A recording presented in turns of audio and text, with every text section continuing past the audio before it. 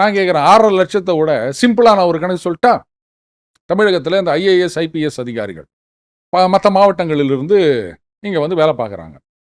அவங்க எங்கே ஓட்டு போடுறாங்க? ஐ திங்க் அவங்க எங்கே இருக்காங்களோ அங்கே அந்த ஸ்பெஷல் பூத்தில் தானே. இல்லை அதான் அவங்க எங்கே ரெசிடென்ஸ் இருக்கோ அங்கே அங்கே தானே தான் ஓட்டு போடுறாங்க. ஆமாம்.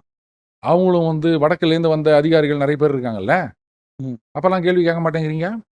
இதில் அண்ணன் ப. சிதம்பரம் அவர்கள் ரொம்ப அறிவார்ந்த ஒரு பர்மனன்ட் ஹோம்னு சொல்லிக்கிறாரு.